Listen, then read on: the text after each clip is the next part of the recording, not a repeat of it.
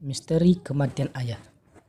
Namaku Risa, aku adalah seorang anak remaja yang sedang tumbuh dan berkembang, baik tubuh maupun mental. Aku memiliki hobi menyaksikan bintang dan bulan di malam hari menggunakan teleskop. Aku memakai teleskop yang diberikan ayah sebagai hadiah ulang tahunku. Kehidupan remajaku sama seperti kehidupan remaja seusiaku, seperti memiliki hobi menonton, traveling, atau bahkan bermalasan-malasan di rumah. Namun kehidupan itu mulai berubah semenjak aku bertemu dengan ayahku di dalam mimpi. Ayahku sudah meninggal semenjak aku berumur 9 tahun. Dan di dalam mimpi itu, ayah mengatakan kalau dia tidak ingin mati lebih awal. Ketika aku bertanya kenapa ayah berkata seperti itu, ayah mulai menghilang. Sebelum menghilang, ayah sempat menunjuk ke arah gelas yang berada di samping tempat tidurku, sembari mengucapkan sebuah kalimat yang tak sempat ku dengar. Apakah yang hendak dikatakan ayah? Dan kenapa ayah tidak ingin mati lebih dulu? Apa maksud ayah menunjuk ke arah gelas itu? Bagian 1. Mimpi. Risa, bangunlah nak, bangunlah. Ini ayah. Ayah ingin melihat wajahmu lagi. Ayah rindu padamu. Ayah ingin bermain lagi denganmu. Bangunlah Risaku. Ayah ingin menggendongmu lagi. Membeli es krim lagi. Merindukan jalan-jalan bersamamu. Melihat indahnya laut. Menyaksikan mentari tenggelam. Mendengar suara hempasan ombak di tepi pantai. Juga menyaksikan nelayan dengan perahunya yang kembali mencari makan untuk keluarganya. Bangunlah anakku. Mendengar suara itu menggema ke telingaku, aku merasakan seseorang hadir di dekatku. Suara itu sangat khas bagiku. Suara yang setiap pagi ku dengar membangunkanku dari lelapnya tidurku. Suara itu juga yang sering menuntunku, membuat diriku bersemangat setiap harinya. Dan aku tahu itu adalah suara ayah. Ayah memang biasanya yang setiap pagi membangunkanku dari tempat tidurku. Ayahku adalah orang yang selalu datang ke kamarku, membuka jendela, sehingga matahari pagi masuk ke ruangan kamarku. Dengan cahaya matahari yang menandakan dimulainya pagi, membuat setiap orang yang ada di dunia ini akan terbangun. Tetapi berbeda dengan diriku.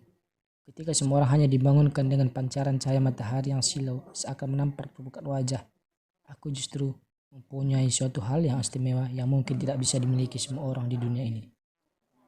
Yaitu, suara yang setiap pagi tanpa absen masuk ke lubang telingaku, menggema di dalamnya, menyampaikan pesan-pesan berupa kata-kata yang indah yang mengalir ke otakku. Itu adalah suara seseorang yang sangat berharga bagiku. Suara seseorang yang sangat kucintai di dunia ini. Walau suara ayah tak semerdu suara penyanyi yang sering ku dengar, tapi bagiku suara ayah yang terbaik bagiku. Kalau dibandingkan dengan Still Heart, suara ayah berbanding 100% kalah. Karena ayah tidak tahu menyanyi. Still Heart adalah salah satu penyanyi Eropa yang kusukai dengan suara khas seloroknya. Ayah tidak bisa bernyanyi sama sekali. Ayah memang dari dulu memiliki kebiasaan untuk membangunkanku di pagi hari. Karena di keluargaku, ayahlah yang lebih pagi bangun dibandingkan aku dan ibuku. Berbeda dengan ayah, ibu adalah orang yang sangat jarang menemuiku di kamar untuk membangunkanku. Kedatangan ibuku untuk membangunkanku mungkin bisa dihitung. Aku tidak tahu apakah memang ibuku malas membangunkan anak gadis yang malas sepertiku, atau memang ayah dan ibuku sudah membagi tugas mereka di rumah ini. Kenangan-kenangan itu hanya berlangsung selama 6 tahun lamanya, yakni ketika aku berumur 3 tahun dan berakhir ketika aku berumur 9 tahun. Momen-momen itu tak akan pernah kulupakan, menjadi hal yang paling berharga yang kumiliki saat ini. Ketika aku mulai membuka mataku, perlahan-lahan penglihatanku mulai jelas. Karena tidur yang terlelap, seseorang bisa saja melihat sesuatu dengan kabur, bukan? Hal itu biasa terjadi di mana penglihatan mata cukup lama untuk dapat melihat objek dengan jelas. Dan aku sekarang juga mengalami demikian. Aku juga baru ingat kalau malam ini aku begadang untuk pertama kalinya, sebab kali ini tugas-tugasku menumpuk. Aku bukanlah orang yang malas dalam mengerjakan tugas. Tapi karena kebetulan beberapa hari ini aku sering berkunjung ke rumah nenek dan banyak hal yang terjadi. Untuk pertama mataku memandang ke arah langit-langit rumah. Dan saat itu aku terkejut karena yang kulihat benar-benarlah langit di malam hari. Di langit itu ada banyak bintang-bintang dan aku tak bisa menghitungnya. Jumlahnya sangat banyak dan ada beberapa bintang yang sangat terang dibandingkan bintang yang lainnya dan membentuk suatu pola. Mereka saling terhubung seperti titik-titik yang saling menghubungkan dengan garis-garis cahaya. Garis-garis itu membentuk pola dan aku dapat melihat ada beberapa bentuk pola di antara bintang itu. Aku mulai memperhatikan dengan jelas bentuk dari bintang-bintang itu. Di antara bentuk-bentuk bintang itu aku paling menyukai bentuk bintang yang dinamai dengan bintang kejora.